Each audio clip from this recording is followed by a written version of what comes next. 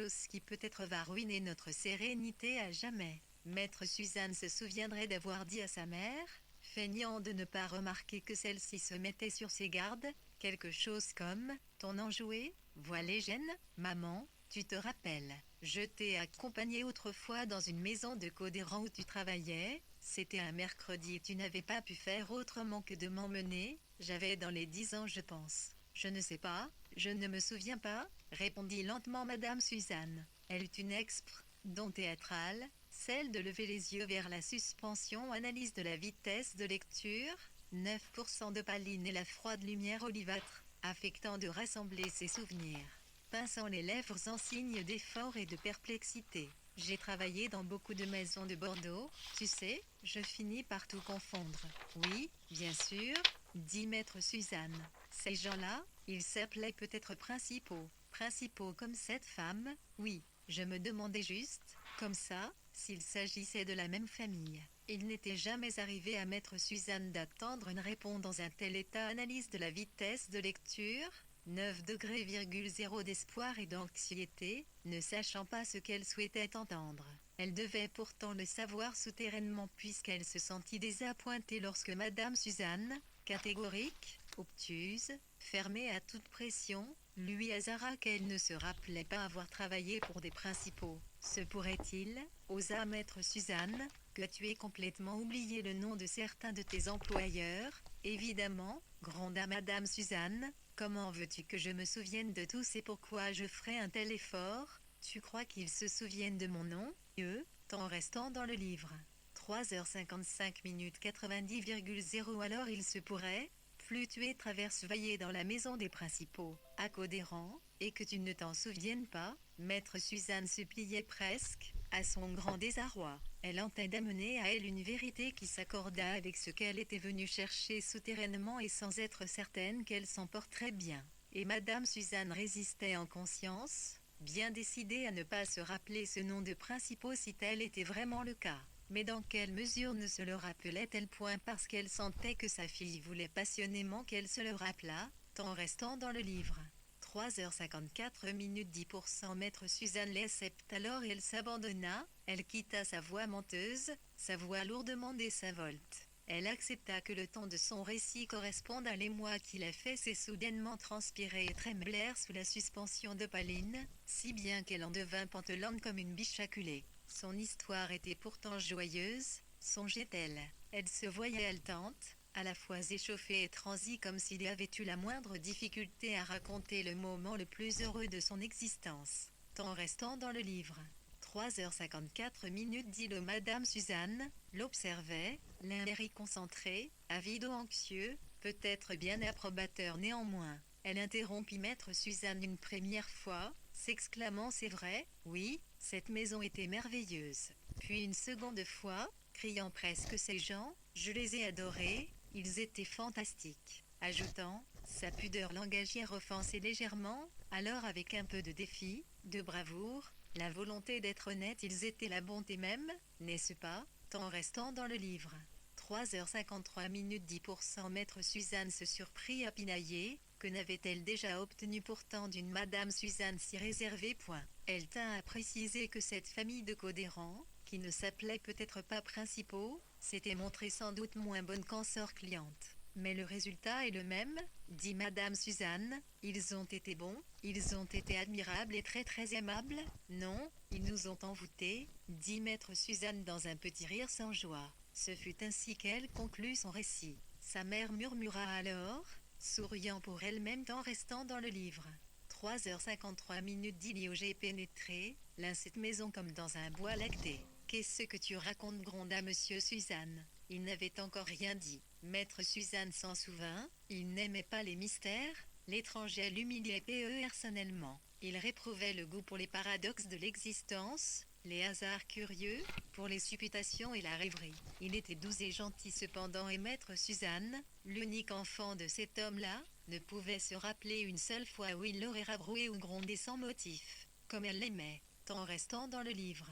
3h52 minutes disa, puis, s'adressant, I.M. Suzanne avec un air de défi modeste, elle lui raconta cette journée d'hiver, quelque 30 ans plus tôt. où elle était allée faire du repassage chez ces gens de Codéran dont elle ne se rappelait pas le nom, dont elle avait tout oublié, l'aspect de leur maison, leur visage, leurs propos et leur allure, mais jamais l'obligeance avec laquelle ils l'avaient reçue, car, en effet, elle s'était sentie traitée en invitée par ce couple dont elle remplaçait pour une unique journée la femme de ménage habituelle. Elle avait repassé le linge dans la cuisine, des vêtements élégants et doux très peu froissés comme de par leur propre volonté de courtoisie à son endroit, et en restant dans le livre.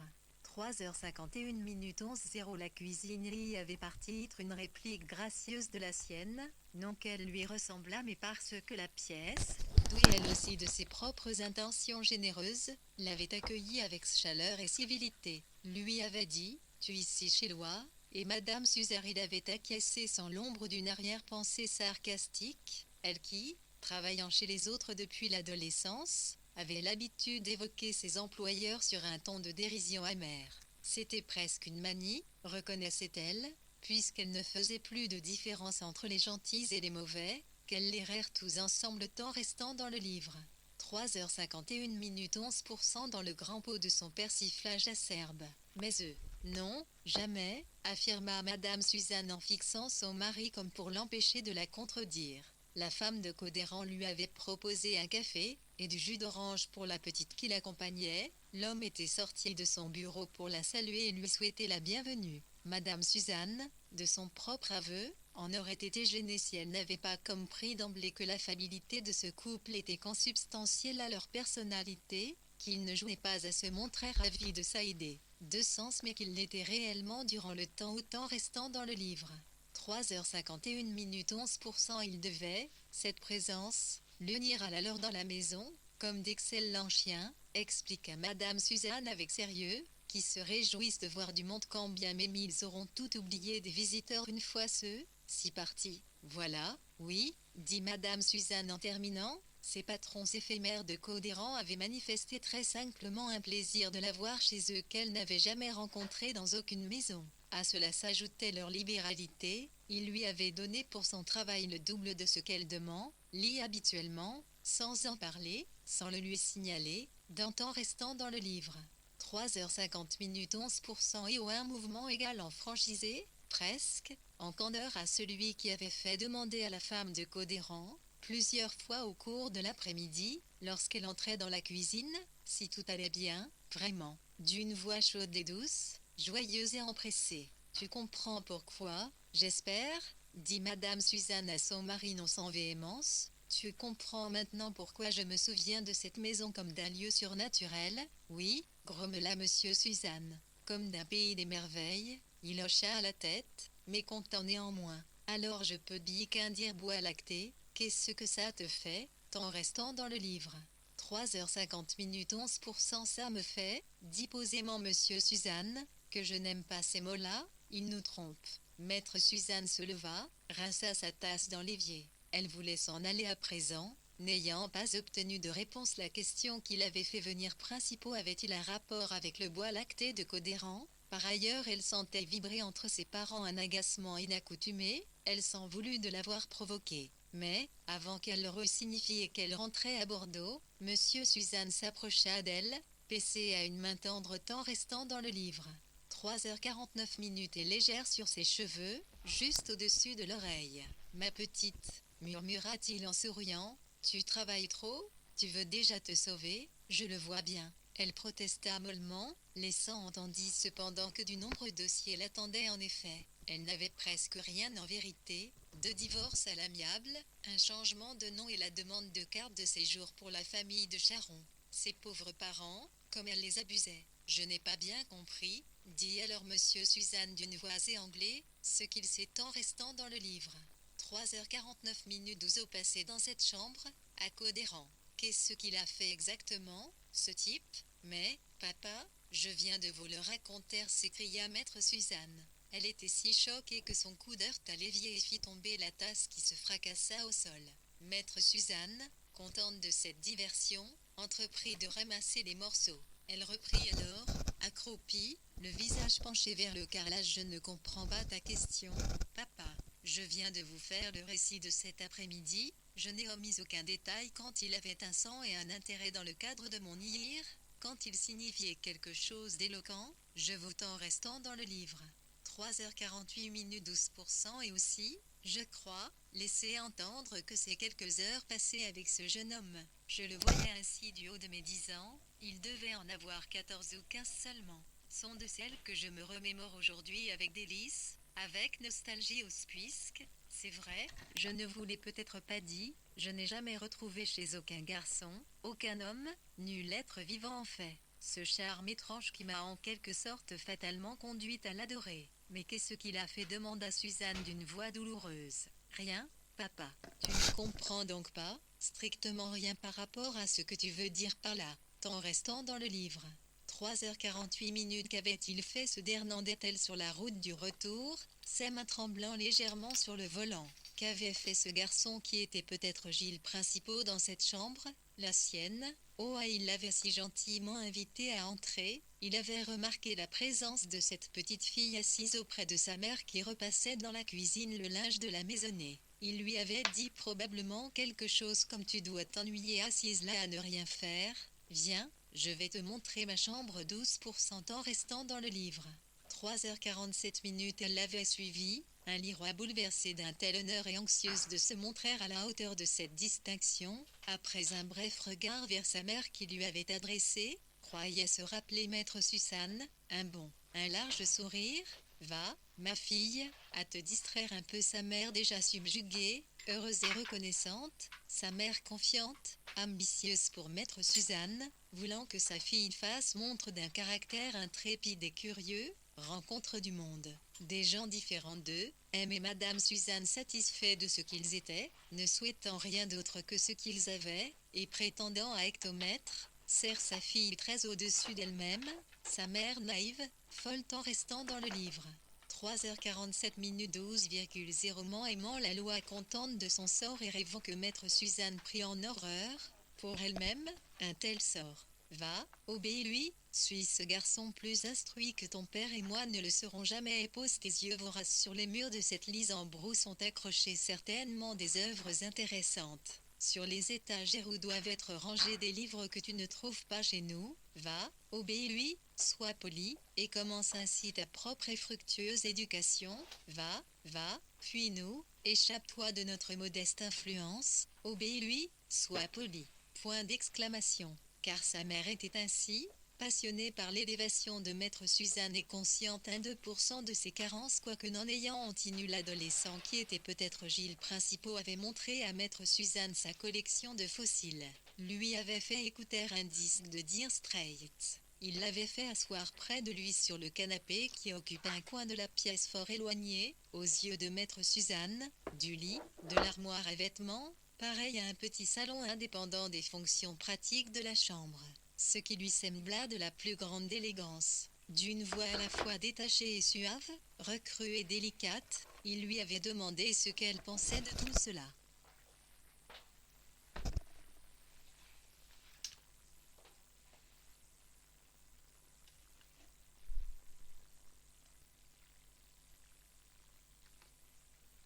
De la chambre, ce qui lui sembla de la plus grande élégance. D'une voix à la fois détachée et suave, recrue et délicate, il lui avait demandé ce qu'elle pensait de tout cela, les fossiles, la musique, l'atmosphère de la maison en général. Et maître Suzanne, à qui personne n'avait encore jamais demandé d'analyser puis de critiquer ce qu'elle voyait, après quelques secondes de désarroi s'était lancée bravement, livrant sur un ton d'abord peureux puis de plus en plus confiant son plaisir, son enthousiasme, avouant qu'elle aimait au plus haut point cette chambre et cette maison et cette famille et tâchant, avec son jugement et ses mots de 10 ans, d'expliciter ses sentiments. Le garçon s'était montré exigeant. Il la reprenait à l'air d'indre faute de langage, en restant dans le livre. 3h46 minutes 13% il susurrait lorsqu'elle digressait ou se montrait malhabile, l'incitant, l'obligeant même, elle voulait tellement lui plaire, à comprendre aussitôt ce qu'il attendait, ainsi que maître Suzanne avait vu ses parents dresser Bouli, le chien de son enfance. Elle avait extrait de son cerveau ce que celui-ci recelait de plus perspicace, de plus malin, d'enjôleur et de roué. Le garçon avait paru content, il avait caressé ses cheveux que maître Suzanne avait alors longs et soyeux. Il l'avait complimenté, flatté, évalué aussi d'une note dont Suzanne ne se rappelait pas le chiffre. Lui avait-il dit « Rue est une narine petite élève, tu me plais bien ?» Maître Suzanne n'en était pas certaine. Elle l'avait peut-être, cette phrase, inventée dans son lit ce soir-là, encore bouleversée et vibrante des émotions presque insoutenables de l'après-midi, lequel s'était achevé dans le torrent de son propre discours.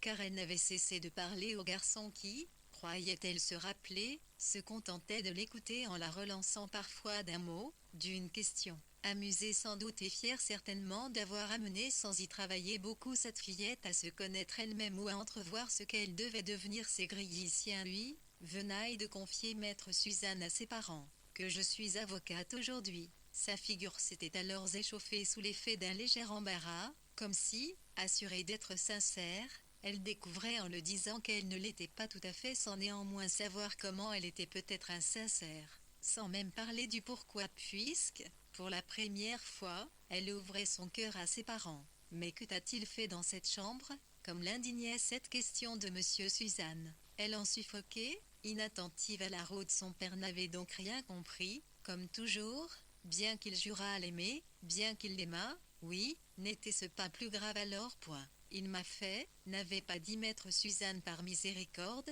ce que devraient faire des parents pour leurs enfants. Il m'a fait prendre conscience des plaisirs dont j'avais le goût et du talent qui était sans doute le mien pour argumenter et disserter, et ses mains ont effleuré mes cheveux, mes joues, mon cou. Ses mains contentes de moi m'ont cajolé comme le font des parents heureux ou comme vous récompensiez Bouli quand il s'était bien comporté durant la période de dressage. Voilà tout. Et Bouli vous a aimé jusqu'à la fin de sa vie, n'est-ce pas? N'étiez-vous pas pour Bouli les êtres dont dépendait son bonheur en ce monde? Maître Suzanne s'arrêta sur une aire d'autoroute. Sa réflexion devenait confuse, elle plaidait lamentablement, mais pour qui du reste? Pour principaux? Pour le garçon de Codéran qui n'était peut-être pas principaux, ou pour elle-même qui s'acharnait à considérer cet après-midi depuis long mille restant dans le livre.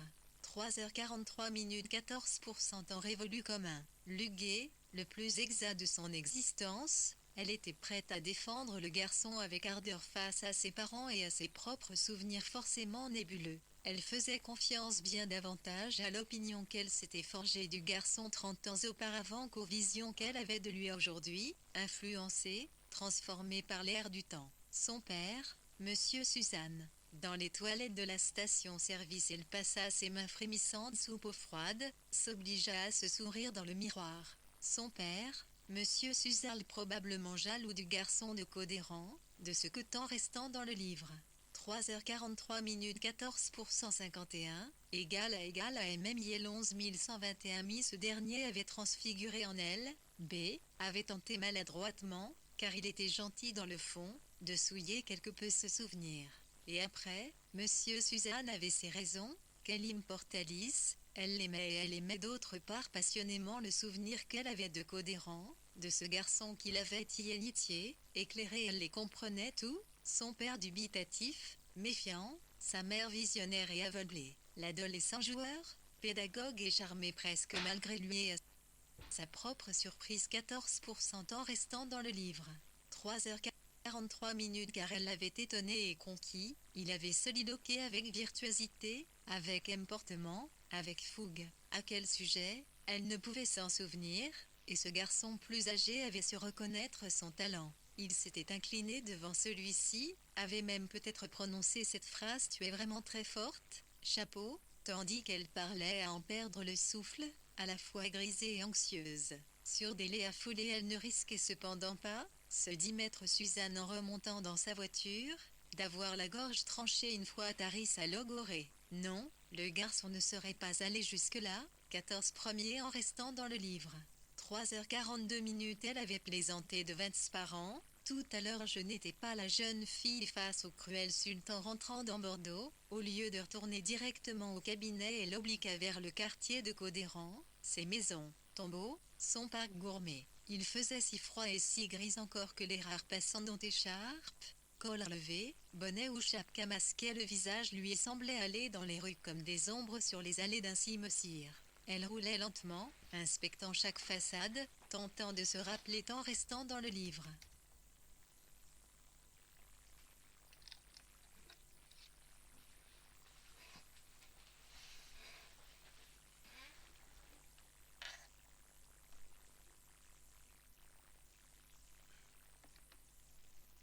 Roulait lentement, inspectant chaque façade, tentant de se rappeler en restant dans le livre. 3h42 minutes 14%. Dans quelle maison elle est entrée avec sa mère 3 décennies plus tôt? Elle revoyait vaguement des briques d'angle, des colonnettes peut-être, plusieurs balcons de pierre. Rien n'était certain. Elle aurait pu reconnaître, pensait-elle, la cuisine, la chambre du garçon, la situation de cette chambre par rapport à la cuisine mais de la maison, de son importance comparée aux autres, elle ne se souvenait pas. Elle en était dépitée, mécontente d'elle comme si non pas sa mémoire mais son intelligence faillait, sa capacité d'être à la hauteur de toute situation la concernant profondément. Elle rôda, ainsi longtemps, Lightness Rare. Elle s'avoua qu'elle cherchait principaux, quoique sachant qu'il n'habitait plus là. Mais il aurait pu décider, n'est-ce pas, d'aller voir ses parents en ce matin morne et gelé. Elle le verrait ouvrir une porte ou presser une sonnette et elle s'ahurait alors qu'il ne faisait qu'un avec l'adolescence irrémédiablement logée dans son âme. Une tumeur enquistée, maître Suzanne secouait la tête vigoureusement, se répondant à elle-même avec une sorte d'indignation. Elle s'arrêta sur un parking, appela sa mère. Ce garçon, maman, c'est l'enquistement d'une pure joie. Oui, dit Madame Suzanne. Maman, à quoi ressemble la maçon? Madame Suzanne prit le temps de réfléchir. C'était, je crois, une île amoresque, dit-elle enfin d'une voix circonspecte, presque interrogative. Moresque, tu crois vraiment? Je n'en connais pas dans ce quartier. Oui, reprit Madame Suzanne précipitamment, c'est qu'on l'a détruite il y a peu, je l'ai lu dans le journal. Ah mais tu confonds. Maître Suzanne tenta assez de dissimuler à quel point elle était déçue 15 autres en restant dans le livre. 3h40 minutes. La villa mauresque, maman, se trouvait à Pessac, pas à Codéran. Elle était abandonnée, oui, elle a été rasée il y a quelques années. Cela n'a rien à voir avec ce dont je te parle, l'off-maison de ces gens et même tes. Suzanne l'interrompit. En tout cas je la revois ainsi, une maison orientale, étrange, magnifique, complètement différente des autres, c'est pour cela que j'ai dit mauresque. J'aurais pu dire aussi bien. Elle s'arrêta net et la communication fut coupée. Il sembla alors à maître Suzanne, abasourdi, que sa mère lui avait raccroché au nez 15% en restant dans le livre.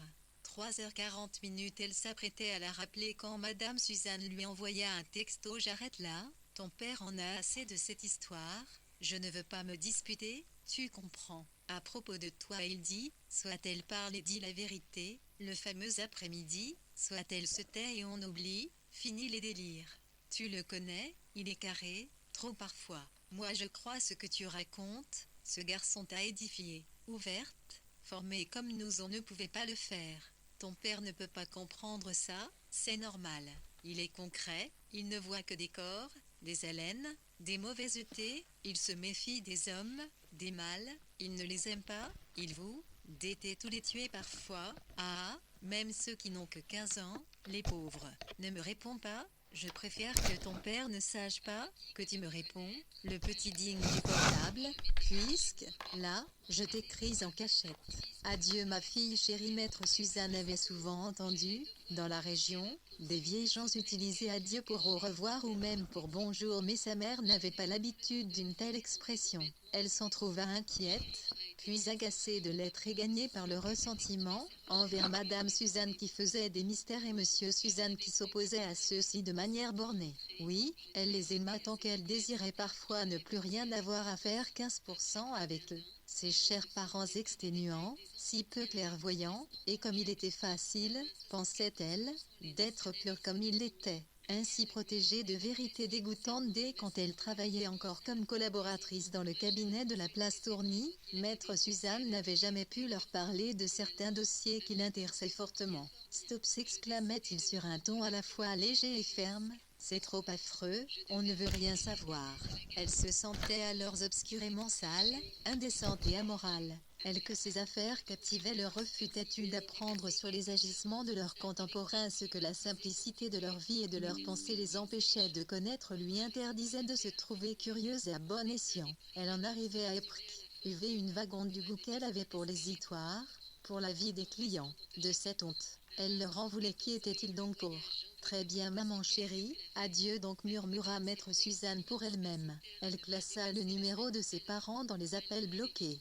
Puis il reprit la RTE, s'évertuant à se sentir délesté, empli cependant d'une temps restant dans le livre. 3h38 tristesse, d'une mélancolie dont elle attribuait la raison au ciel froid et livide, à sa vieille voiture au chauffage défectueux. Ses doigts bleus agrippaient malaisément le volant. Elle grelottait sous soir manteau, dans les plis nombreux de son écharpe autour de son cou, une écharpe grise, élégante à ses yeux, d'un style discret et raffiné dont sa mère aurait dû savoir qu'il représentait ce qu'elle aimait ou tout au moins ce qu'elle se permettait, était ceci différents points. Pourquoi Madame Suzanne lui avait-elle offert, au Noël Préclan, cette écharpe de laine potiron ainsi pour sans rire bis 111 ni maître Suzanne ni ses parents ne portaient jamais de telles couleurs. Madame Suzanne rêvait-elle de voir sa fille ainsi originale et gaie, avec l'outrance d'une flamme sur son col comme la protestation d'un esprit affranchi, à l'instant où elle se disait qu'elle était bien contente d'avoir obligé Charon à repartir protégée de l'écharpe orange, espérant d'ailleurs que Charon ne se sentirait pas tenu de la lui rapporter mais n'y croyant guère, maître Suzanne, saisie d'une intuition brumeuse, choisit de repasser chez elle avant d'aller au cabinet. Charon n'était pas à l'appartement, contrairement à ce qui aurait dû être César, thème restant dans le livre. 3h37 maître Suzanne déjeuna. Inni les restes de l'excellent dîner préparé par Charon, attendit jusqu'à 14h, s'en alla enfin. Elle avait appelé Charon en vain, tombant systématiquement sur la boîte vocale. Elle marchait vers le cabinet quand l'inquiétude lui fit changer d'idée. Elle remonta dans sa voiture et commanda au GPS de la guider jusqu'à l'adresse de Charon à Lormont. Le brouillard engloutissait Bordeaux sans que le gel s'en trouvât amoindri et maître Suzanne conduisait, lui semblait l'île, à l'aveuglette, le terre, ne discernant pas grand-chose dans la lueur chaussée 16% en restant dans le livre. 3h37 Yves de ses phares, forte pourtant de la conscience obstinée qu'elle se devait d'aller trouver Charon chez elle où elle ne s'était encore jamais rendue, où il ne lui était encore jamais venu à l'esprit de se rendre bien qu'elle s'occupât activement des affaires de Charon, lui obtenir, ainsi qu'aux mari et aux enfants, un titre de séance en France. Un ami de maître Suzanne, elle ne se rappelait même plus de quel temps elle avait d'amis sans importance, avait lancé un soir, dans un dîner est-ce que quelqu'un serait intéressé par ma femme de ménage, une Mauricienne sans papier mais irréprochable par ailleurs c'est 0 temps restant dans le livre. 3h36 maître Suzanne s'était, Crieli était partante, non parce qu'elle avait envie d'un tel service ni véritablement les moyens de se l'offrir en toute légalité, mais parce que la désinvolture de cet ami lui avait semblé fort coupable. Telly devrait te soucier de sa situation, lui avait-elle dit, et d'autant plus si tu as une bonne opinion d'elle, tu ne peux pas te contenter de l'employer comme ça, sans essayer de l'aider. Mais que veux-tu que je fasse avait répliqué ce vague ami. Occupe-toi d'elle, il n'y a que toi ici qui puisse le faire efficacement. C'est ainsi que Jean, elle était entrée dans la vie et dans le travail de maître Suzanne, 17-0 temps restant dans le livre. 3h36 sans que celle-ci, cependant, Lioen certaine que Charon l'eût compris. Elle avait demandé plusieurs fois déjà une copie de son acte de mariage à Charon, lui expliquant que ce document lui était nécessaire pour entamer les démarches liées à la préfecture. Lui disant également que si Charon n'avait pas ou ne pouvait retrouver cet acte, elle devait l'en informer au plus vite afin qu'elle, maître Suzanne, constituait différemment le dossier. Charon lui avait déclaré qu'elle lui apporterait le document. Elle avait eu une moue confuse et blessée, comme si maître Suzanne avait sollicité TPMNS restant dans le livre. 3h35 maître N quelque chose c'est un pied 1111 IE Charon était prête à lui concéder bien à regret. Cela faisait 6 semaines déjà. Maître Suzanne attendait toujours le certificat. Elle avait relancé Charon, prudemment mais à plusieurs reprises. Chaque fois Charon arborait son air meurtri, courageux, distant, assurant d'une voix presque inaudible qu'elle y pensait, et chaque fois maître Suzanne se trouvait décontenancée, absurdement embarrassée comme si, véritablement, elle avait forcé la scène morale de Charon. Elle avait fini par moncer à lui répéter « Charon, si vous n'avez pas ce docu-TPMNS restant dans le livre. 3h35 minutement, dites-le-moi, ce n'est pas si grave, je me débrouillerai car Charon manifestait alors qu'elle était offensée, parce que maître Suzanne l'aurait soupçonné de n'être pas mariée et l'aurait alors jugé bien sévèrement. Charon, ce sont des enfantillages, ne pouvait lui dire maître Suzanne, je me moque de savoir si vous êtes marié ou non au père de vos enfants ou à l'homme qui vous a suivi en France et que vous présentez comme tel. Dites-moi simplement Charon, ce qu'il en est de votre situation et je m'y adapterai pour vous servir au mieux. J'ai fait profession, Charon, de ne juger personne, et surtout pas une femme comme vous, jamais 17% en restant dans le livre. 3h35 minutes ces mots, maître Suzanne se contraignait à ne pas les prononcer, ayant l'intuition que Charon leur ferait exprimer le contraire. Qu'elle se persuaderait que maître Suzanne jurait de sa propre largesse d'esprit pour mieux dissimuler ses préventions. Quant à la réalité matrimoniale de Charon, elle fut plus longue qu'elle ne l'avait prévu à trouver l'adresse. C'était, au ras d'une route très passante, une vieille maison transformée en immeuble de rapport. Maître Suzanne se gara sur le trottoir étroit, n'ayant pas le courage de chercher une place dans ce quartier inconnu, en restant dans le livre. 3h34 minutes comme elle ne vit ni sonne, ni interphone, elle poussa la porte entrebâillée, se retrouva dans un couloir encombré de conteneurs à poubelles débordant, de vieux vélos, de poussettes, de prospectus jetés à terre. Le fiwa émis d'exalté maussadement ce mélange d'odorance. Charon, jeune femme nette, peau brillante de santé, empruntait donc chaque jour ce couloir nauséabond, malsain, et ses deux beaux enfants de même, et leurs visages fins et lisses, exquis, parfaits traversaient l'air insalubre. Ce poissé d'invisibles particules de cette atmosphère nocive 17 ans restant dans le livre. 3h34 minutes maître Suzanne se honza, monnuire en elle indignation excessive, déplacée. Elle s'interdit de penser plus avant à ces gamins dont le sort n'avait pas de raison de lui importer plus que celui de beaucoup d'autres. Mais elle avait été si affectée, à son propre étonnement, lorsque Charon avait faim de ne pas la voir dans l'allée de l'hypermarché où elle déambulait avec ses enfants que maître Suzanne en arrivait à considérer que, si on lui permettait de rencontrer enfin la fillette et le petit garçon au traits si pur, elle s'en sentirait profondément honorée. Et cet espérant, lui faisait éprouver envers ses mioches, elle les a 18% en restant dans le livre. 3h33 minutes les ainsi en ennemi, mut minsus amusait naturellement, de ce terme désuet et tendre.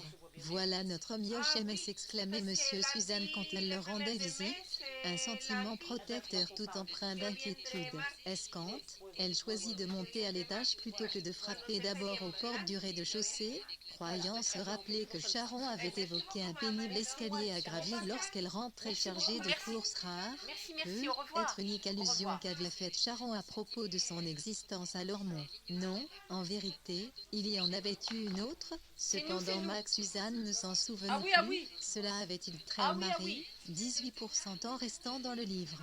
3h33 minutes aux enfants, au logement, impossible le dire. Elle en avait été sourdement choquée toutefois, mais pour quel motif point. L'escalier était étroit et rude. Il avait été conçu pour mener aux chambres de cette ancienne maison individuelle, non pour y faire grimper dans son logis une mère de famille dont dépendait entièrement, avait compris maître Suzanne, la survie des siens. Elle cogna timidement à la porte la plus proche de l'escalier. Tout la rebutait, la scandalisait sans la surprendre. Qui ose leur louer, probablement fort cher, un tel lieu, aimèrent lépreux, prise électrique cordage, vasistas muret son géolo, mouvement, lire, dignation machinale si sincère. Au bout d'un long moment la porte s'entr'ouvrit sur le visage anxieux et méfiant d'un homme qui ressemblait à Charon et aux merveilleux enfants de celle-ci, mordoré, délicat, paupières sensibles et frémissantes. Je suis maître Suzanne, l'employeuse de Charon. Elle souriait trop, voulant le rassurer. Il murmura quelque chose qu'elle ne comprit pas puis, s'obligeant à sourire largement comme elle le faisait, il ouvrit plus grand la porte. Son beau regard rempli d'une expectative tourmentée. Mon Dieu, lui faites-vous là? Quelle horrible annonce dissimule votre sourire?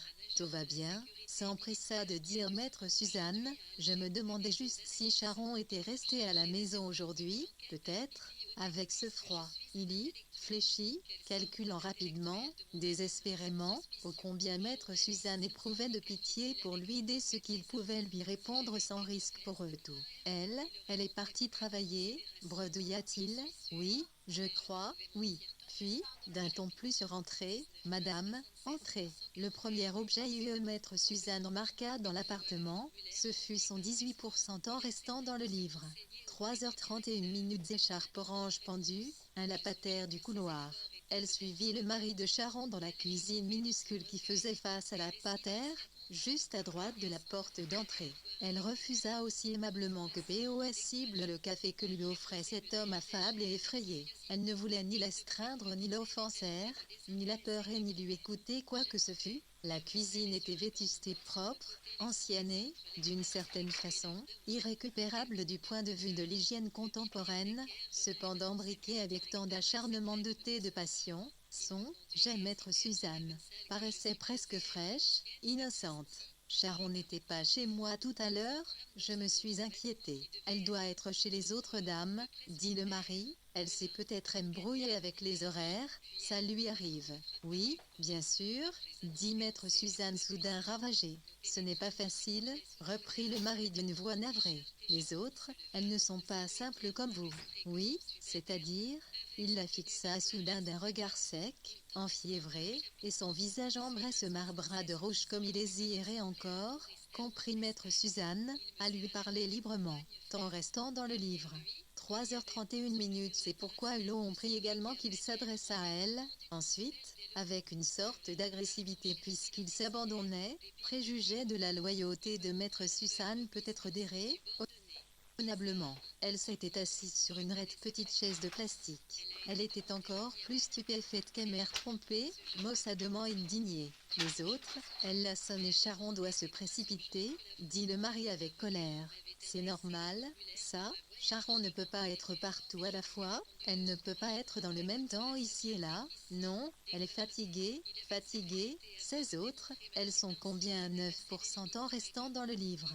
3h30 et Charon n'avait-il pas raison de duper maître Suzanne qui s'octroyait le droit de la garder dans son appartement en pensant que l'ennui, l'inactivité absurde étaient peu de choses auprès du bon salaire qu'elle lui versait et du travail qu'elle effectuait pour aider la famille de Charon à rester légalement en France? Mais son cœur saignait. Le mari de Charon s'était laissé tomber à son tour sur une autre des vieilles chaises de jardin qui entouraient la table, il passait et repassait la main sur celle. Si avec dureté comme pour la récupérer ou la punir de n'être ni assez belle ni assez propre TCMNS restant dans le livre. 3h29 M et Madame Suzanne avaient assis une table du même type dans leur courette, songea distraitement maître Suzanne. Oh comme elle avait mal, comme Charon la blessait. Les autres, dit le mari avec rancœur, elles comptent pas toutes les heures de Charon, elles ne lui parlent pas bien non plus, elles ne sont jamais contentes alors que Charon travaille mieux que n'importe qui. Non, oui, murmura maître Suzanne, Charon travaille à la perfection. Voilà, c'est bien ce que je dis. Il avait haussé le ton, comme si maître Suzanne l'avait démenti et elle ne bougea pas, détourna le regard 19 TNI et neuro restant dans le livre. 3h29 de l'autoroute Co, la accoudée au garde-fou de sa fenêtre déglinguée, un homme les observait, cigarette aux lèvres. Son œil sembla sévère à maître Suzanne. Elle s'obligea alors, machinalement, à réconforter le mari de Silaron. Elle avança la main vers son avant-bras, le pétrit prudemment. Elle avait cru comprendre, ou elle avait interprété ainsi les quelques propos réservés que Charon avait tenus sur son mari, qu'il était entré en dépression, selon la formule habituelle de M et Madame Suzanne. Peu de temps après leur arrivée en Fantôme restant dans le livre. 3h28 20 Mrim 1 111 111 par peur d'être arrêté et qu'on lui demande de présenter un titre de séjour qu'il n'avait pas, il restait cloîtré. Ne sortait furtivement que pour aller chercher les enfants à l'école lorsque Charon ne pouvait le faire. Il ne connaissait et ne fréquentait nul autre que sa femme et ses enfants, ce qui avait laissé échapper Charon dans un soupir découragé, suffirait, n'importe où, a dérangé l'esprit de l'homme le plus pondéré. Moi aussi, s'était exclamé Charon, je deviendrais folle à sa place. Maître Suzanne ne l'avait pas interrogée. Les questions directes perturbaient Charon, la rendaient muette, suspicieuse.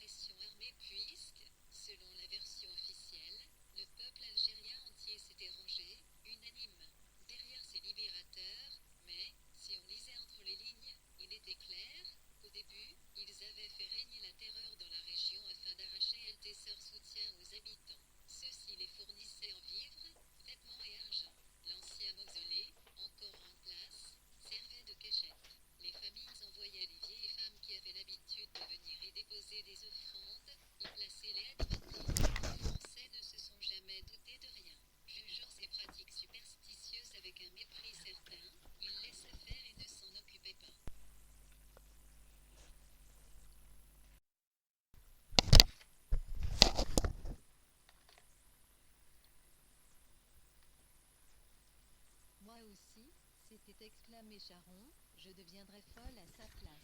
Maître Suzanne ne l'avait pas interrogée. Les questions directes perturbaient Charon, la rendaient muette, suspicieuse tant restant dans le livre. 3h28 et ses paupières aux longs cils épais se mettaient alors à cligner douloureusement. Maître Suzanne lui aurait demandé, il y a autant de danger pour vous, Charon, à sortir, à travailler que pour votre mari. Et si vous êtes arrêté, si vous êtes inquiété, votre mari, qu'est-ce qu'il pourra faire? Il sera renvoyé pareillement, qu'est-ce qui le protégera? Pourquoi, dans ce cas, vous laisse-t-il l'entière responsabilité des tâches à accomplir pour vivre normalement? Pourquoi êtes-vous seul à travailler, à faire les courses, à prendre le risque d'un contrôle de police? Seul à vous dérainer enfin 20 temps restant dans le livre. 3h27 Charon lui aurait répondu, pensait maître Suzanne, de sa voix outragée, vertueuse mais il est triste, il est malade. Sa maladie, c'est la tristesse, il n'y peut rien. Les autres dames, connaissez-vous leur nom demanda-t-elle doucement au mari de Charon. Elle pencha son visage vers le sien. De sa manche il s'essuyait les joues, les lèvres d'un mouvement enfantin qui la touchait malgré elle. Connaissez-vous mon nom demanda-t-elle encore. Oui, bien sûr. Il eut un petit rire d'évidence. Vous êtes Madame Suzanne, les autres, Madame Pujolt et Madame Principaux. Comment je ne connaîtrais pas le nom 20% en restant dans le livre. 3h27 des femmes qui exploient une Charon, je ne parle pas de vous, Madame Suzanne, mais les deux autres, elles l'exploitent et Charon ne sait plus comment faire pour s'en dépêtrer. Madame Principaux, par exemple, vous savez ce qu'elle a fait un jour? Elle a dit que Charon n'avait pas complètement passé l'aspirateur sous le tapis, qu'elle avait juste rabattu les coins et que ce n'était pas acceptable, alors elle l'a privé de son salaire de la journée, pour la punir. Maître Suzanne pressait l'une contre l'autre ses mains frissonnantes. Elle sentait que la peau de son visage avait pris une nuance grisâtre, 20% en restant dans le livre. 3h26 comme chaque fois culpée gravement ébranlée. Principaux murmura-t-elle. Où habite-t-elle, cette Principaux? À Codéran, au Bouscat, c'est au Bouscat, dans une belle villa, qu'avaient vécu Gilles, Marline Principaux et leurs enfants. Non, non, dit le mari de Charon avec une sorte d'impatience. Elle habite en ville, dans le quartier de la cathédrale. C'est une vieille dame, son mari est mort. Elle vit là toute seule, elle est riche et elle trouve le moyen d'abuser de Sharon. Je ne supporte pas qu'on profite de Sharon, elle ne fit pas se défendre, elle dit toujours oui merci. Alors c'est la reine pour laquelle Sharon me trompe.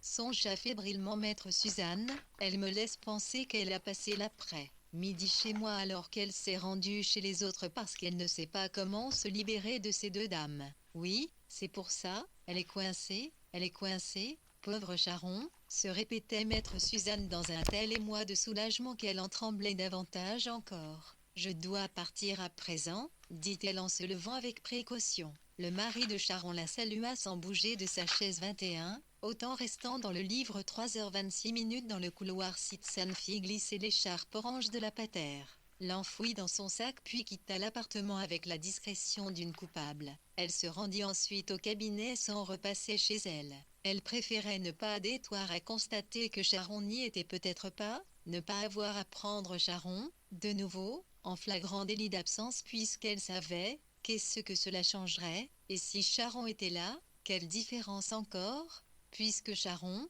quoi qu'il en fût, un Bernet. Cette principaux était-elle la mère de Gilles? Si c'était le cas, elle avait bien changé cette femme merveilleuse, avenante, hospitalière dans sa belle maison de Codéran, qui avait offert avec un naturel si gracieux, un plaisir si peu fin, un jus d'orange à la fille de la repasseuse. Y avait-il, à Bordeaux, d'autres principaux que cette famille? Maître Suzanne l'espérait sombrement, SAU vagement, tant restant dans le livre. 3h25 au bureau. Ville s'occupa, pressée d'en finir, de répondre aux rares courriers qu'elle recevait. Maître Suzanne, avocate récemment indépendante, travaillait seule. Elle avait pris le parti de louer 2 belles pièces sur la place de la cathédrale, dans l'idée qu'une bonne adresse et des locaux attrayants lui amèneraient une clientèle intéressante, mais, mon Dieu, que c'était dur. Quand on la payait, c'était avec beaucoup de retard, systématiquement. Maître Suzanne se plaisait à dire à ses amis, ceux qui la recevaient à dîner l'appréciaient pour son habileté à raconter, son humour plein d'ironie, tellement factieux à ses yeux, qu'elle aimait le combat mais détestait le conflit. Aussi avait-elle la plus grande difficulté à réclamer son dû. Comme c'était pénible, elle imprima tous les articles qu'elle put trouver au sujet de l'affaire principaux, ce qu'elle avait déjà lu au moment de l'arrestation de Marline, dont elle gardait un souvenir si précis qu'elle pouvait presque les réciter, et quelques autres issues de sites vaguement malpropres à ses yeux, qu'elle découvrait non sans gêne mais nuit, au détour d'une phrase, lui semblait avoir discerné une obscure vérité là, en plaisance. L'empressement du mari à vouloir libérer sa femme de ses démons une fois les meurtres, ou les assassinats, accomplis. Car Gilles Principaux ne paraissait pas tant anéanti par la mort de ses enfants que désireux d'absous, de Marline aux yeux du monde. Et pourquoi pas songeait maître Suzanne? Et que signifiait anéanti? Quelle conclusion probante tirer de l'œil sec de Gilles Principaux, de ses étranges sourires devant les caméras, de son plaisir manifeste à s'exprimer sur l'horreur de tout cela, selon quels critères irrécusables, tant moraux que psychologiques, pouvait-on tant restant dans le livre?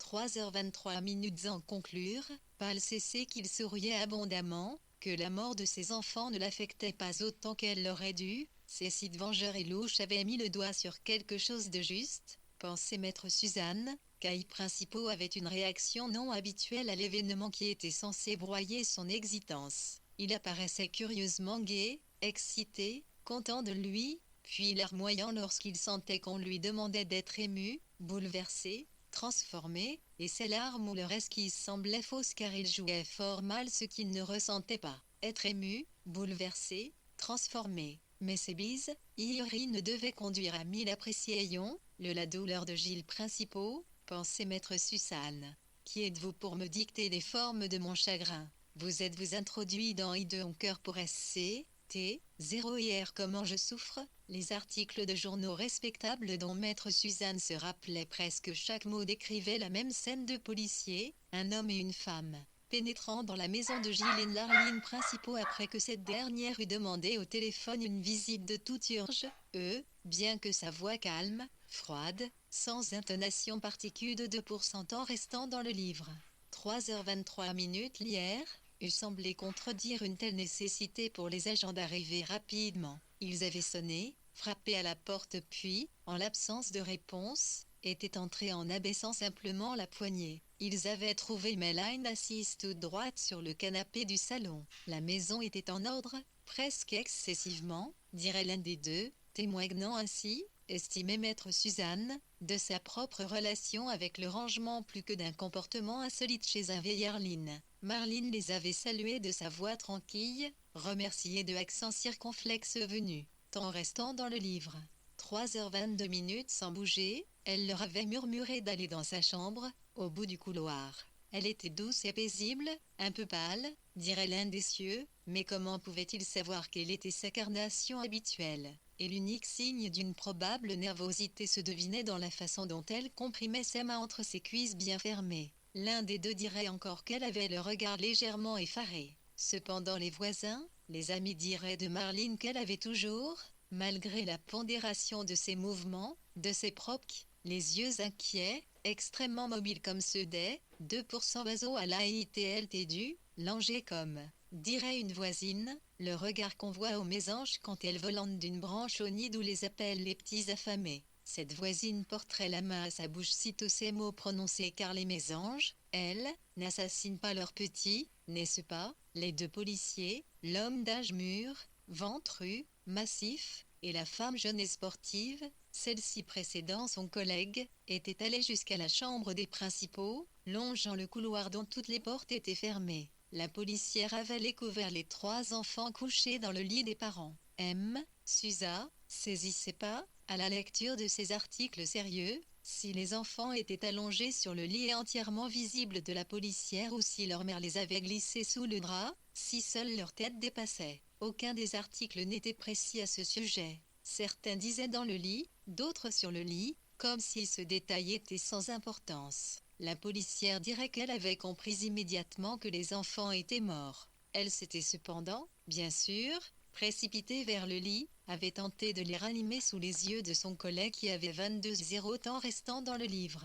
3h21 déclaré être extrêmement choquée, ayant 3 petits-enfants d'âge comparable et, par coïncidence, comme dans le cas des principaux, 2 garçons et une fille encore bébés. L'aîné, Jason, tenait dans ses bras, ou plus, corrigea mentalement maître Suzanne, avait dans ses bras sa petite sœur, Julia, âgée de 6 mois. Il avait 6 ans, son frère, John, 4 ans, les 3 enfants étaient nus, peau sèche et cheveux mouillés, bien peignés. La policière dirait avoir remarqué tout de suite qu'ils avaient été en bonne santé, leurs corps étaient beaux et nets, à la fois pleins et déliés. Des enfants attentivement nourris et dont la chair ne montrait aucune trace de mauvaise irrétera. La mise en scène de la tendresse avec laquelle l'aîné serrait, à petit entre ses bras, la protégeait, avait bouleversé la policière puisque, avait-elle perçu aussitôt, la moraine, avait pas happé les enfants dans ce lit et dans cette attitude. Et Marlene Principaux raconterait ensuite, avec une fausse modestie de mère qui se sait exemplaire,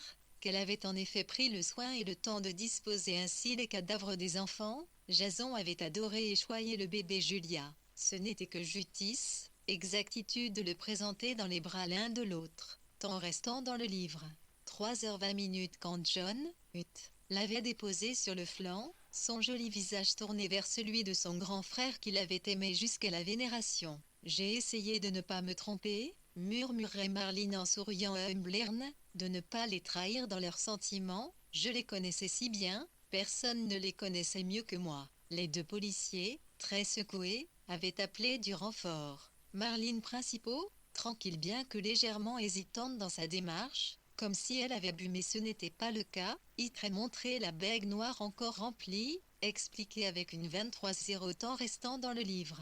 3h19 bonne volonté d'élève docile comment elle avait noyé d'abord le bébé Julia, puis John, enfin Jason qui s'était débattu si fortement qu'elle avait dû monter dans la baignoire, lui coincer les jambes avec ses genoux, enfin lutter avec lui dans une escalade de violis qu'elle avait haï. Je ne m'en étais pas douté, je voulais tellement ne pas lui faire de mal, ne faire de mal à personne, surtout pas à mon enfant chéri dirait une Marlene dévastée au souvenir de la scène. Il semblerait évident à tous ceux qui l'entendaient qu'elle s'était évertuée à ne pas faire souffrir au-delà de la nécessité, Comme elle savait bien qu'il s'agissait pour eux de mouture, ces 3 enfants qu'elle affirmait aimer plus que tout, elle dirait s'être renseignée sur Internet, le moyen le plus sûr de les supprimer, les envoyer au ciel, disait-elle, sans abîmer leur corps consistait en la noyade. Elle était bien consciente que les 2 garçons avaient dû ressentir très clairement épouvanté désespoir, horreur et désarroi lorsqu'elle avait pressé de ses 2 mains leur visage encore émergé pour le maintenir au fond de la baignoire.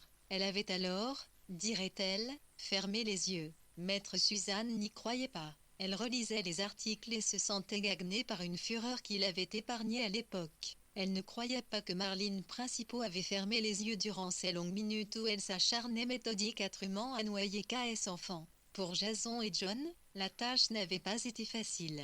Il s'agissait de garçons robustes, nerveux. Pourquoi auraient-ils acquiescé à leur propre assassinat? Marlene ne pouvait qu'avoir œuvré dans l'effort, la brutalité, les ahannements et les projections d'eau, les suppliques et la révolte. Télé ne pouvait avoir gardé les yeux centilitres, confié une sainte au martyr, tout au long de l'acte. De quelle nature était cet acte? Seule la haine, se dit maître Suzanne, peut faire supporter une telle atrocité à l'auteur de celle-ci, car Marlene, il fallait bien s'en rendre compte, avait torturé ses 3 enfants, n'est-ce pas? Maître Suzanne se sentait extrêmement remuée, de l'avis de tous ses proches, et même de ceux qui la maudiraient, ne voudraient plus rien avoir à faire avec elle, sa mère, ses sœurs.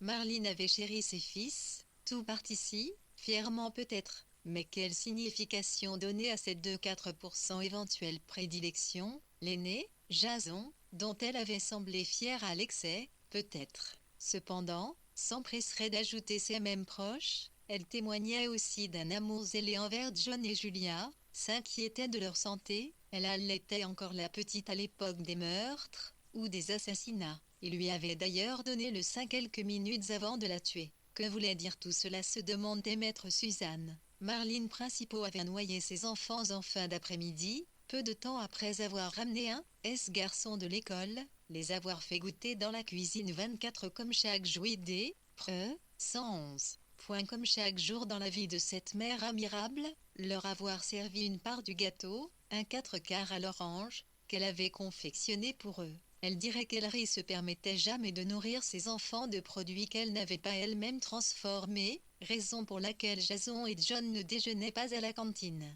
Chaque jour, à midi moins 20, Marlene installait Julia dans le landau puis elle marchait jusqu'à l'école, revenait à la maison avec les garçons qu'elle conduisait à l'école pour 13h30. Toujours avec Julia qu'elle prenait soin d'allaiter juste avant, afin qu'elle se tend restant dans le livre. 3h17 tiennent qu'il eut durant le trajet, expliquerait-elle.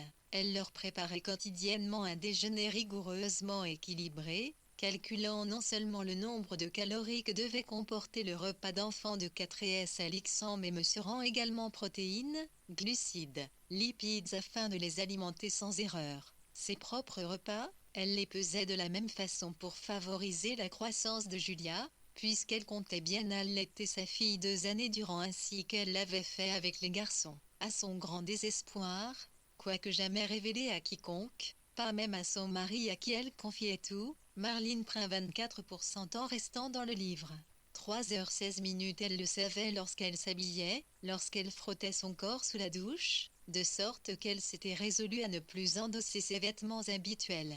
Elle avait acheté chez M, quelques téchis et pullovers d'homme et 2 vastes pantalons à taille élastique et grâce auxquels elle avait une moindre conscience du galbe de son corps et des limites, qui s'écartaient continuellement, de sa personne. Se sentait-elle bien dans ses vêtements? Pas exactement mais au moins elle ne se sentait pas, ce qu'elle avait désiré pour échapper à l'affolement de savoir qu'elle 24, autant restant dans le livre.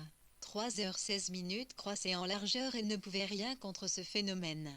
Car il était impensable de cesser d'allaiter Julia. Oh mon Dieu, Marlene aurait presque ri, peut-être. Compromettre la sarvée du bébé pour une affaire aussi dérisoire. Comment l'envisager? Elle pouvait tout aussi bien se mettre à boire, se droguer, négliger et battre ses enfants. Quand on commence à ne pas se soucier de soi, où cela s'arrête et maître Suzanne Naval lut dans la presse que le déroulement probable des faits, 25% en restant dans le livre.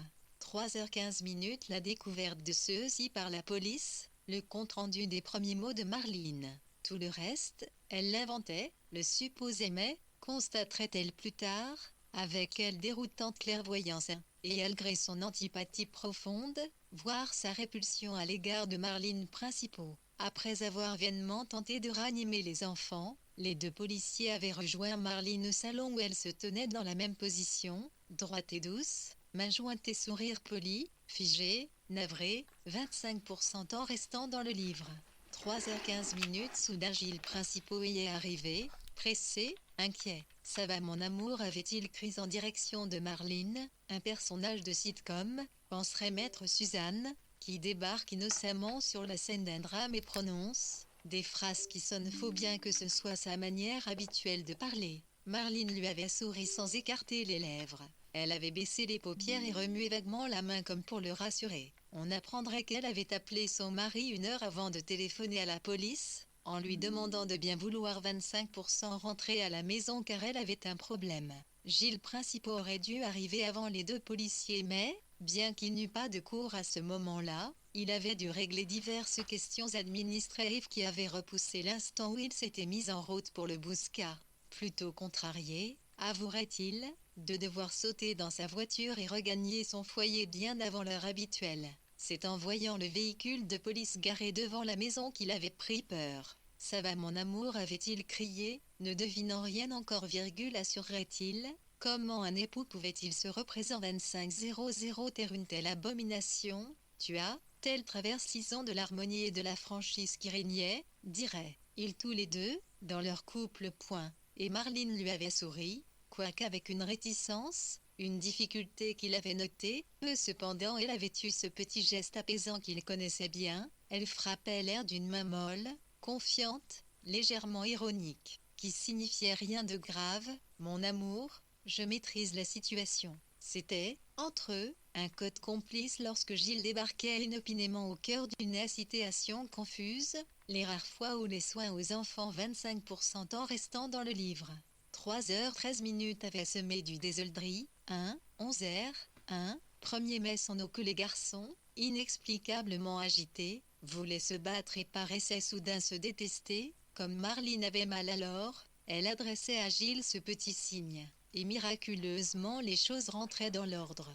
Jason et John cessaient de s'affronter sans raison, Julia acceptait la tétée qu'elle avait auparavant repoussée de manière blessante, le salon se retrouvait subitement rangé sans que Marlene ni Gilles, manifestement, s'y fussent employés. Était-ce un effet naturel de la pensée, de la volonté 26% en restant dans le livre? 3h13 Marlene n'était pas loin d'y croire. Gilles, plus pragmatique, dirait il n'avait jamais trouvé la maison en désordre. Marlene était maniaque, il s'y était fait. Elle voyait rapidement, dans une pièce pleine de vie, une angoissante pagaille et les disputes des garçons la démoralisaient comme le témoignage de son échec à les élever. Elle était très maniaque, dirait Gilles de façon plutôt candide et sans vouloir critiquer Marlene. Marlene, elle, affirmerait que Gilles ne supportait pas le bazar et que c'était pour lui, pour sa éviter et pour éviter tout ressentiment de sa part, tout 26. 3h12 en rêve, reproche larvé, qu'elle veillait anxieusement à ce que la maison mais aussi l'existence en général fussent parfaitement en ordre. Elle exprimerait, de sa voix monocorde, de la rancœur envers lui, parfois même une sorte de haine détachée, méprisante, une étrange haine sans passion. Lui, jamais. Il la défendrait contre toute raison, sans détachement, avec passion. Se dessinait ainsi, dans l'imagination de maître Suzanne, dans ses conjectures, dans ses rêveries, les portraits d'un Gilles Principaux persuadé de sa propre décontraction quant à l'organisation de la vie de famille et hectomètre Émilie non moins certaine de devoir assurer à son mari la tranquillité qu'il exigeait tacitement. Marlene dirait chaque jour je pensais au moment où il entrerait et j'avais peur. Je ne voulais pas qu'il se sente contrarié, énervé parce que les choses n'étaient pas bien en place. Il était gentil, oui, jamais il n'avait une parole méchante. Mais je pouvais sentir sa déception, son mécontentement quand je n'avais pas bien fait. On sent ces choses dans les couples, on ne dit rien mais on sent tout, on comprend tout 26%. Elle avale que mais après. Hier ses enfants étaient nés et qu'elle avait cessé de travailler, suivant la suggestion de Gilles, affirmerait-elle, s'était enfermée dans l'idée que, n'exerçant plus son métier de professeur de français au collège, Gilles devait montrer à son mari, à sa mère, fâchée que sa fille cessa de travailler, renonça à être brillante et indépendante, et à ses sœurs qu'elle exerçait, comme mère de famille, un métier aussi louable, difficile, digne de respect que celui de professeur. Elle avait voulu être une mère de famille de haut niveau, comme une athlète, se dirait maître Sune. Marline et ses deux sœurs avaient été élevées par leur seule mère et tout ce qui concernait leur père était nébuleux. Était-il parti? L'avait-on mis dehors? La mère ne se prononçait pas à ce propos. La mère de Marline se contentait d'affiner à bandroter qu'elle avait réussi l'éducation de ses filles malgré les difficultés inhérentes à sa situation de femme célibataire aux revenus modiques. Elle s'employait dans les vignes comme ouvrière agricole et si Marline, objet de sa plus grande fierté avant le mariage avec Principaux, était devenue professeure, les deux autres n'avaient pas trompé ses attentes en travaillant. La 26:00 temps restant dans le livre. 3h10 temps restant dans le livre. 3h10 3-ils intelligente et, huée, quel dommage. Alors avait-il été dur, démesurément inflexible? Un article l'insinuait, la mère de Marline et les deux sœurs refuseraient de la revoir après les meurtres, ou les assassinats. Elle n'avait d'ailleurs rendu que de rares visites à Marline quand celle-ci avait eu ses enfants, comme si Marline avait démérité inexorablement en choisissant ce mode de vie, et les sœurs, d'ailleurs, n'en avaient pas, elles, d'enfants. Sans que maître Suzanne pût affirmer cependant que ce et procédait de leur décision 27% en restant dans le livre. 3h09 ni la mère ni les sœurs n'avaient semblé, en tout cas, profondément, douloureusement atteintes par la disparition de Jason, de John et de Julia qu'elles avaient finalement peu connus. Mais la déchéance grotesque de Marine avait blessé aurait. Maître Suzanne avait même l'impression que l'horreur du geste de Marline, elles pouvaient toutes trois, mère et sœur, l'endurer, qu'elle pouvait se figurer la scène sans se sentir pénétrée par cette horreur. Ce qu'elle ne pouvait pardonner à Marline, pensait maître Suzanne, c'était de s'être enfuie si loin l'elle moralement en épousant Principaux, en abandonnant RPRNNS restant dans le livre. 3h09 dans sa carrière pour lever les enfants de Principaux, en somme de s'être plié à toutes les injonctions plus ou moins énoncées de ce Principaux qui avait été assez malin, de ce point de vue, se disaient les sœurs et la mère selon maître Suzanne, pour se marier à, telle qu'une femme d'un milieu bien inférieur au sien. Elle n'osait pas le contredire, dirait l'une des sœurs, et l'autre il lui en imposait, il venait de la bourgeoisie, il était plutôt autoritaire d'ailleurs sous ses airs cool.